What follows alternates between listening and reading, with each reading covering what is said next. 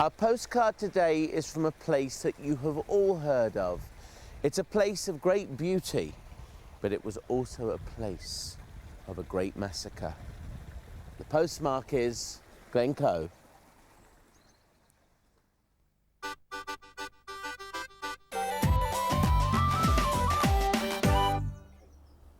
An old black boat, Arthur. Well, you see, in the old days, people used to be buried out in the burial island in the loch because we didn't like to bury people on the mainland.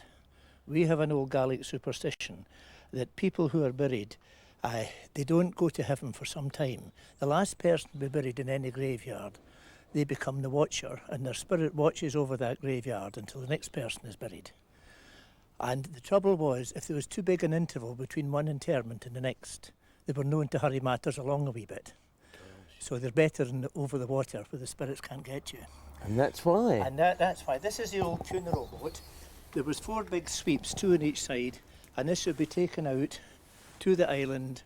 The funeral, of course, would depend on the state of the tides, and then we're buried out in the island. So it's not used anymore? No, the graveyard is actually full now, and we like to think we're Christians and don't believe in the watcher anymore. Ah, right. But I certainly won't walk past the graveyard at night, but that's a personal point of view. Yeah. But the island out there has 3 ports on it, the ports of the dead.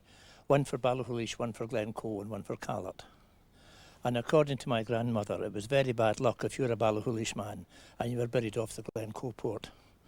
But I never understood once you're in a coffin how much more bad luck you could actually handle. You're right. You kind of used it up. But the interesting thing about the burial island was that it's a little group of islands, and the one nearest here in English is the island of discussion.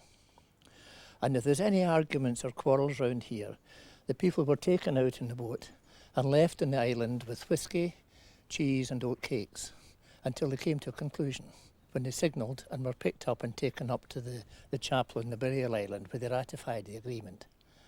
And the net result of that was that in 1,500 years of recorded history, we've only had 1 murder in this area. And that was a chap called Colin Campbell. And then about 100 years after that, the lighthouse at Corn was built by the Stevenson brothers. And one of them had a son, Robert Louis Stevenson, who used to write stories. And he heard the story of this one murder that we had, and he turned it into a book called Kidnapped. There's been a lot of people around here, though, haven't there, that have written things about Glencoe. Well, about Glencoe, yes. And a nursery school in particular? Well, that's my one claim to fame in life. Down the Glen, there's a family called Fleming, and they had a son, Ian, who used to write spy stories. And he had his fictional spy attending primary school at Glencoe. So my claim to fame is that I was at school with James Bond. Although Lucy McCall said if James Bond had been in our class, she'd never have gone to the qualifying party with me. I don't believe that. Now, I thought you were leading me into a little croft. Well, it was a croft house originally. It certainly was when I was a small boy. But this house was built in 1695, one of the first built just after the massacre. And it was used as a croft for up until about 1966. And then the local authority were going to knock it down to widen the road. And we felt this was a bit of official vandalism. So a group of us in the village, Barbara Fairweather was a prime mover, got together and actually got it founded as a museum. Well, good old Barbara. Well, that's 25 years now. There's too many councillors want to knock things down, just to broaden and yeah. widen things, aren't there? Improvement, they call it. Yeah, You've got to keep something going. We know different, don't we, Yeah. Arthur? Let's put the record straight about something else Yes, too, certainly. because so many people think that the Glencoe massacre was actually one clan having a go at another clan. No. We'll go back into history a wee bit. On the throne of Britain was James VII, who was Roman Catholic, and he was usurped in a palace coup and fled to France. And his son-in-law, William of Orange, took over the throne, and a Protestant king was on the throne of Britain, which is what apparently everybody wanted, which was fair enough, except that was in 1688. And in 1691, William put out an edict that the Highland clans, the Highland chiefs, had to take an oath of allegiance to the new king, because in these days they were very, very powerful. And they had to take this oath of allegiance by the 1st of January 1692. Now, the old chief here was a thrawn old botach, an old man of 70. And he left it till last week to go up to Fort William to take the oath, just to be awkward. And what clan was this one? Clan MacDonald. MacDonald. He was part of the MacDonald clan. He arrived up with 3 days to spare to be told that he couldn't take the oath at a military court, because that was a fort, a military fort.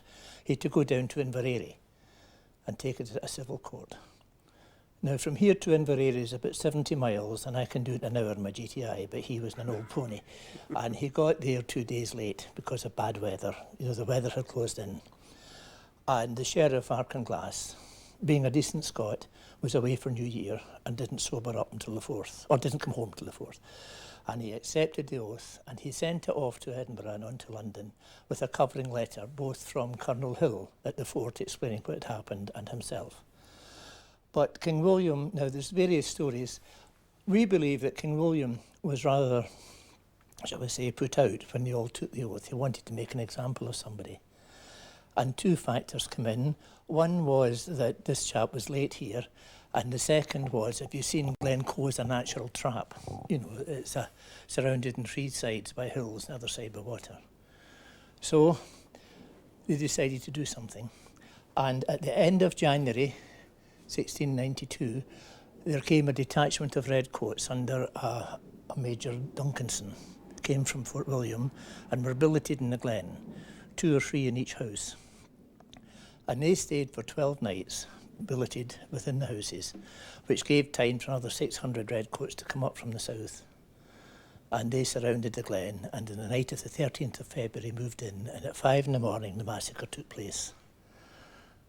But it was not a clan thing. So it was 720 redcoats, Yeah. and how many clanspeople? Well, about 400. About 400. About 300 were killed. We think about 100 escaped.